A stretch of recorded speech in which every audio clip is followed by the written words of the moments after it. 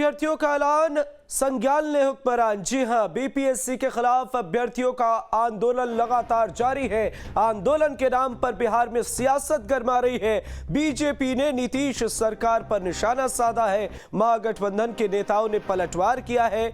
BPSC के खिलाफ एक तरफ अभ्यर्थियों का आंदोलन जोरों पर है, तो दूसरी ओर अभ्यर्थियों के आंदोलन के नाम पर अब सियासत भी जोरों पर हो रही है। बीपीएससी के रिजल्ट पर हो रहे बवाल को लेकर जहां बीजेपी ने सरकार और मुख्यमंत्री नीतीश कुमार पर जमकर निशाना साधा है, तो वहीं महागठबंधन के नेताओं ने भी पलटवार किया है। तस्वीरें आपको दिखा रहे हैं, राजधानी पटना की ये तस्वीरें, जहां आयोग खामोश है और सियासत बोल रही है।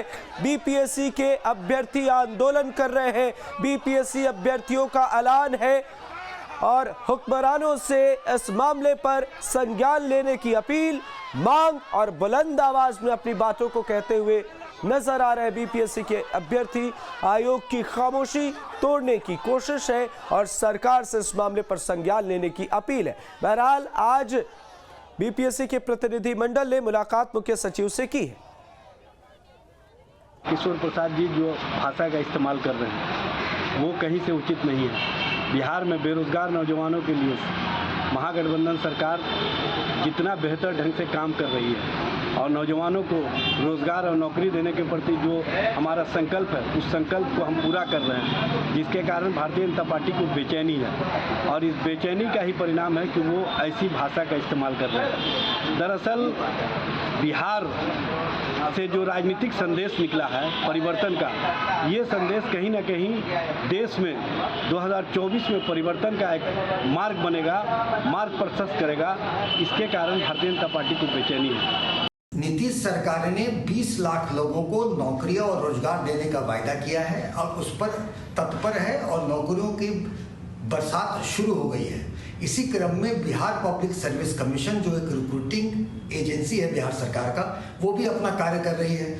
वैसे में बीपीएससी के अभ्यर्थियों को कोई शिकायत है, उनके प्रदर्शन है, तो उस चीज़ों को सरकार गंभीरता से लेगी, उनकी बातों को सुनेगी। ऐसे में इस मामले में भाजपा ने प्रतिपक्ष नेता विजय सिन्हा द्वारा राजनीति करना उचित नहीं है।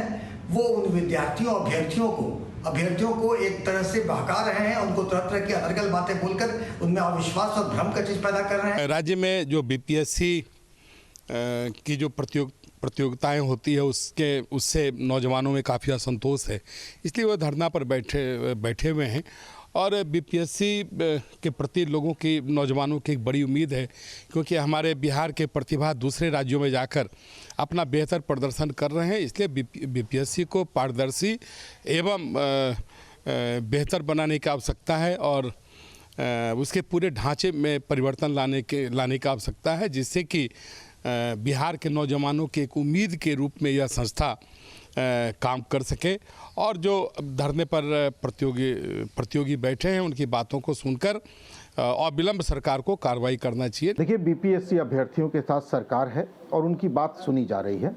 बीपीएससी के सेक्रेटरी अभ्यर्थियों के प्रतिनिधि मंडल से मिल चुके हैं, उन्होंने वहां अपना पक्ष भी रखा है।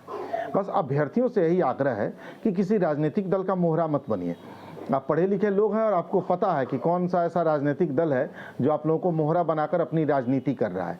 राजनीति का शिकार नहीं होना है। खूब पढ़िए लिखिए, तैयारी कीजिए बीपीएससी की।